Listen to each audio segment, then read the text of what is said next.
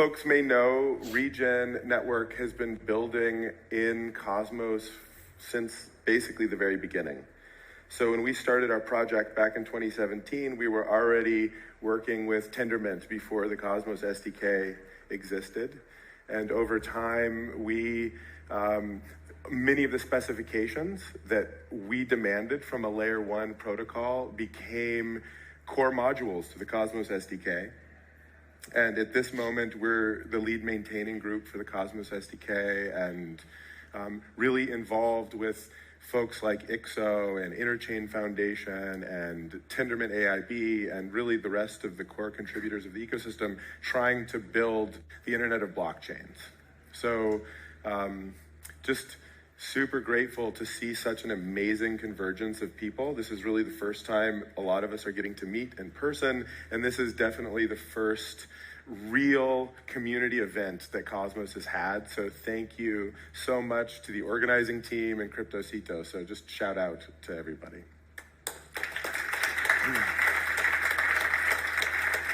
So I'm gonna give everybody a brief tour of the pathway from Degen to Regen.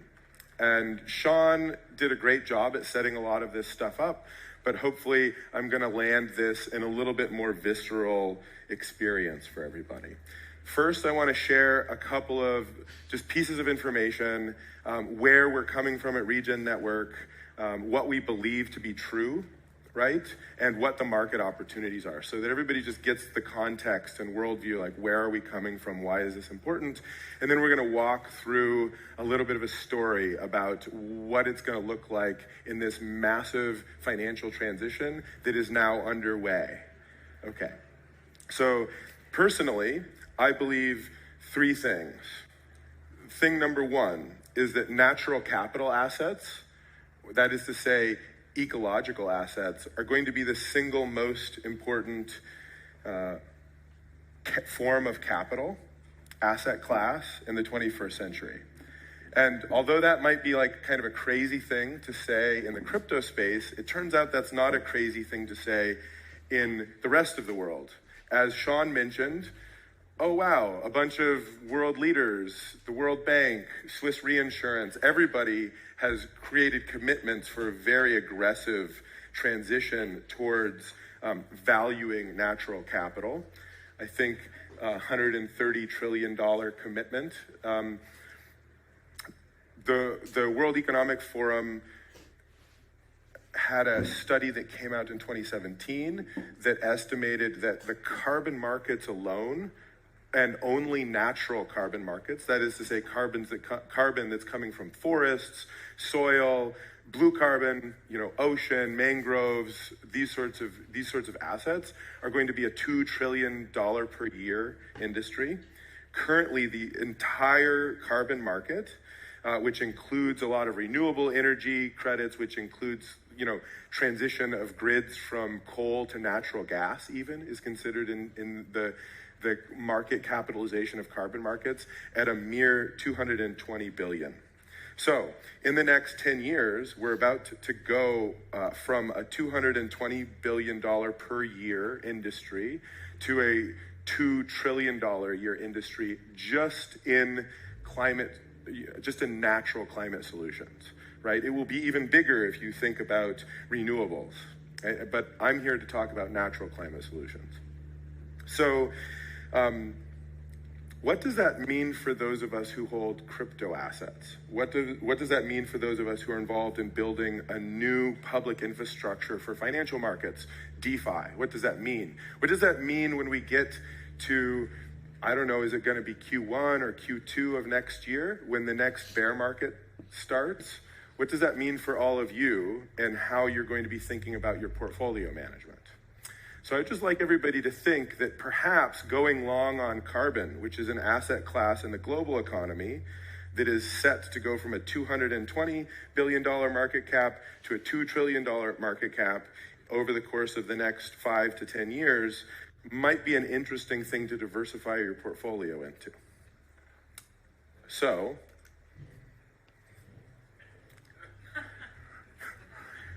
cue the apes. Did anybody here see the ClimaDAO launch?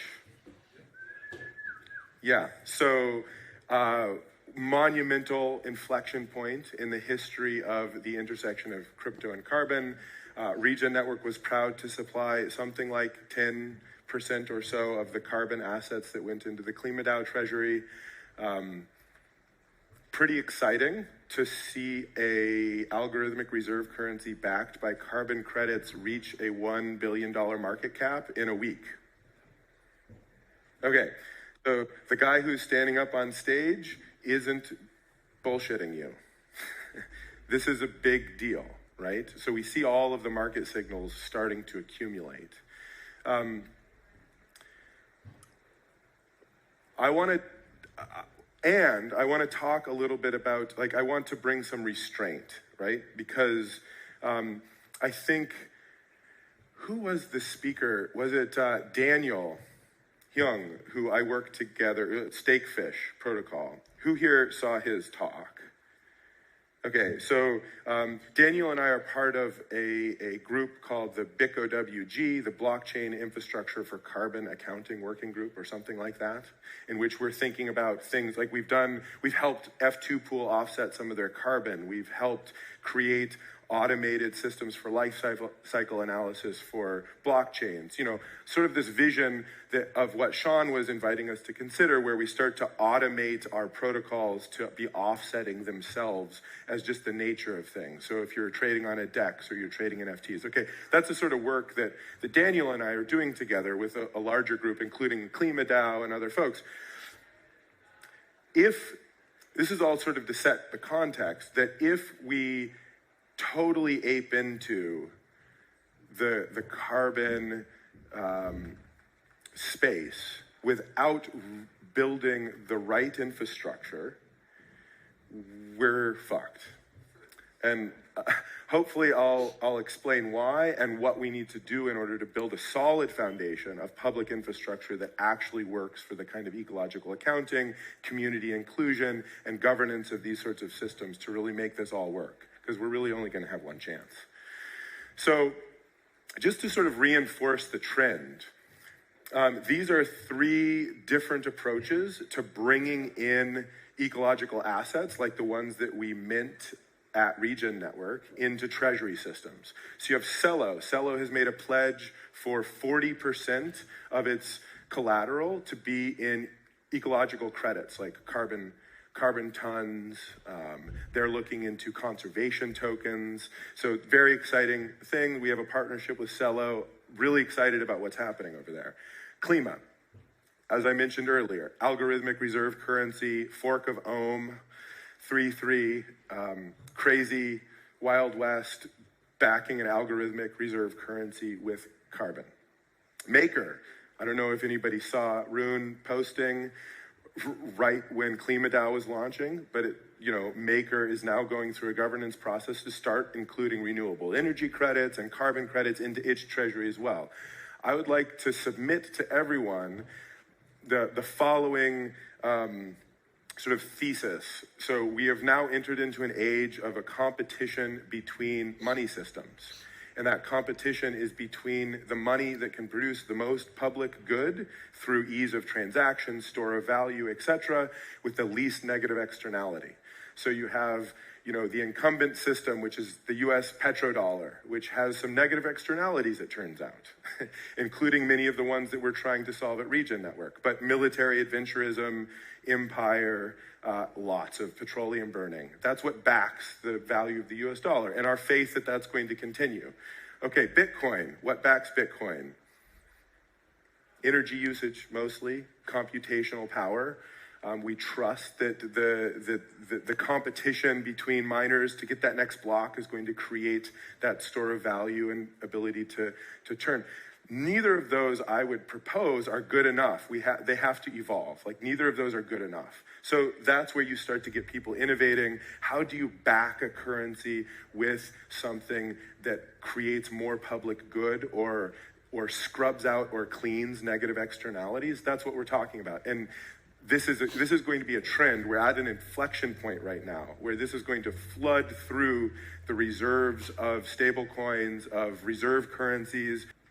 Just my prediction is within 18 months, every single stable coin or currency that wants to be competitive is going to have some percentage of its backing in a form of ecological credit. And not only is that being driven by market forces, but it's also being driven by, as Sean was noting, a planetary imperative, because this is also, it's something that we in fact have to do as a civilization. So I want to talk a little bit about why people often ask, why did we choose Cosmos?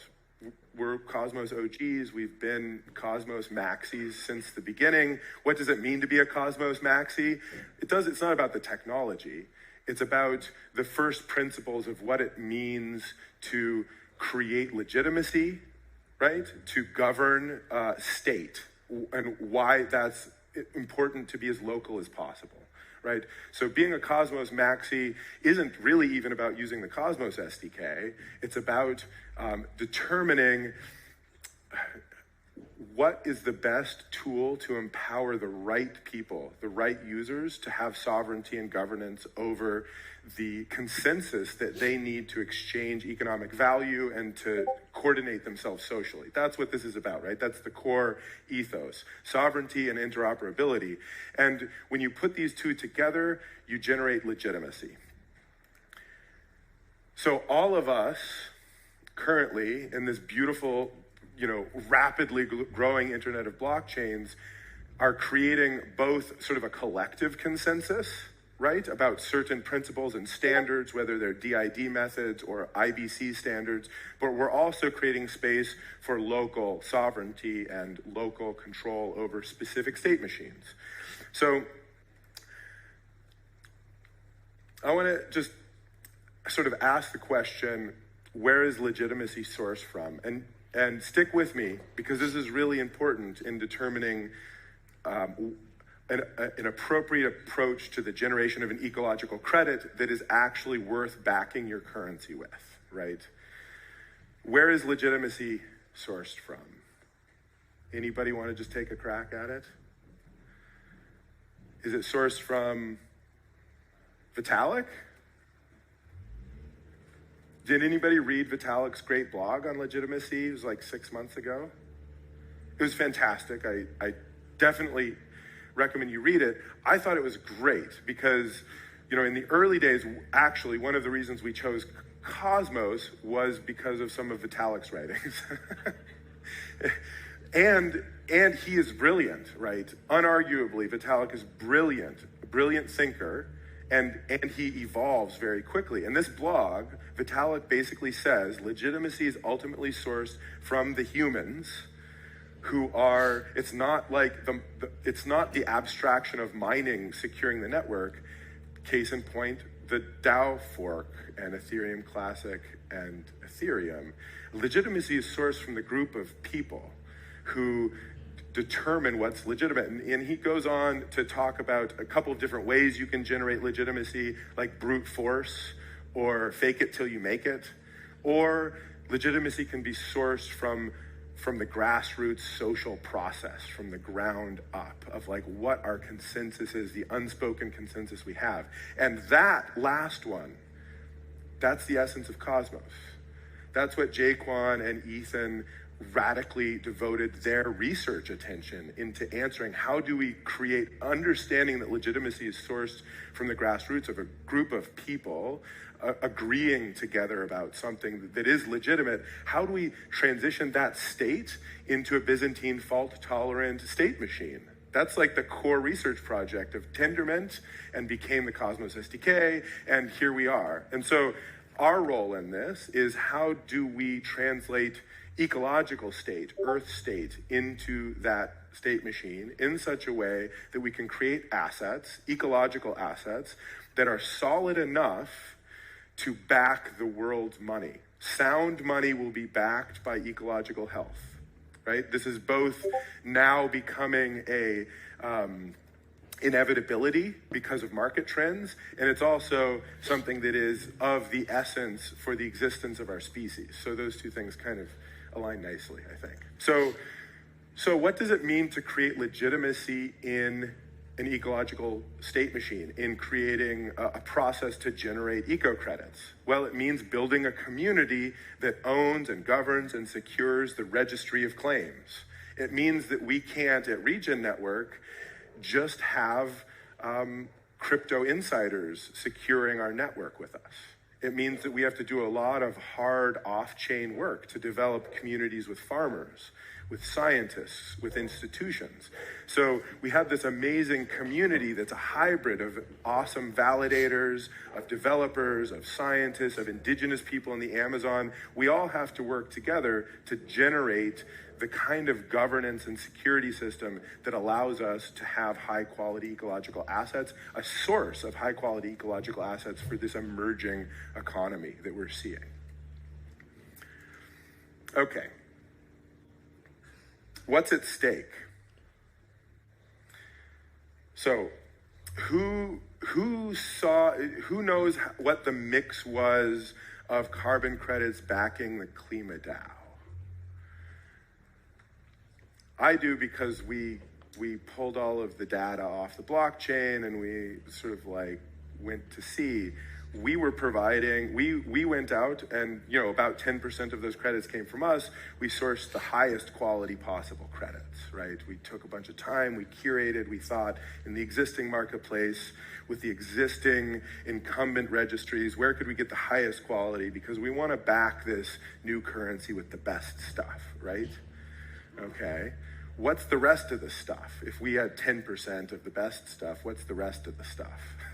The rest of the stuff is Chinese natural gas grid exchange stuff from 2009 that's been sitting on the shelf, for a while. And, credit where credit's due, KlimaDAO's whole thesis is to clean that up and drive the price of those base level carbon up so that corporations can no longer buy them for cheap and make greenwashing claims. So that it's a decision that was made that I think is probably a good decision.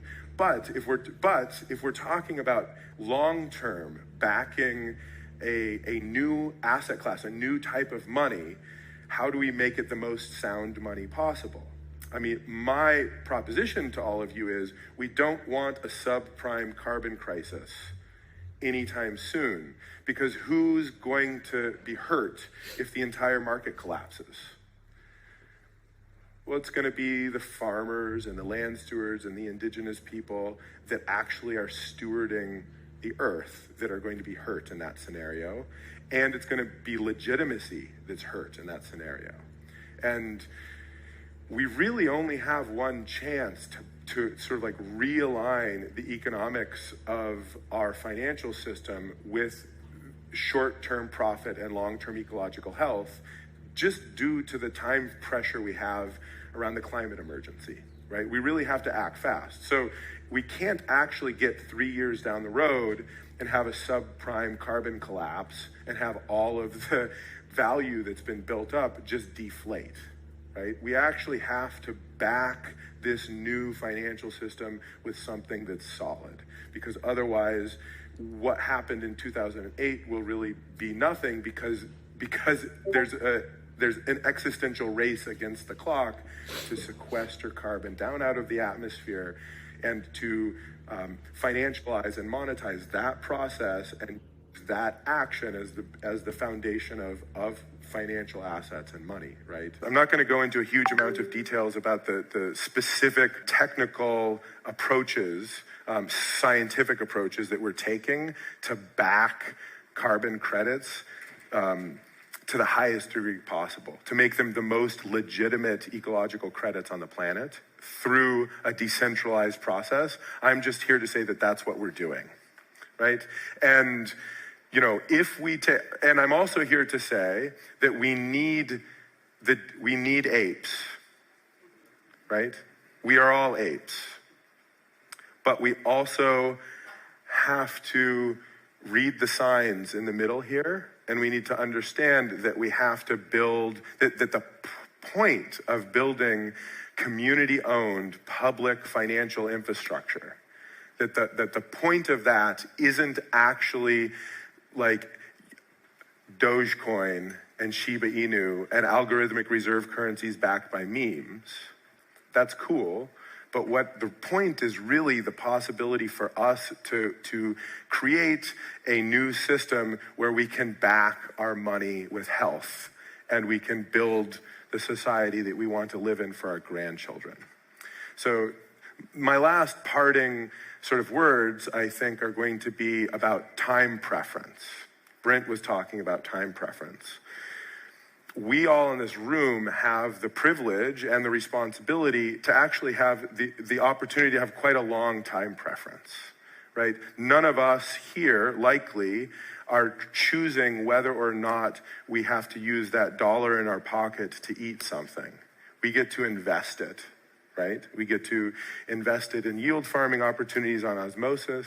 We get to invest it in our own companies or projects or visions. So I would just want everybody to understand that the time preference horizon that I would like everyone to be considering isn't just 5 years or 10 years, it's really 400 years. We're building the infrastructure right now for many future generations. And if we can understand that and make our investment decisions accordingly, we will move from Degen to Regen. Thank you all very much.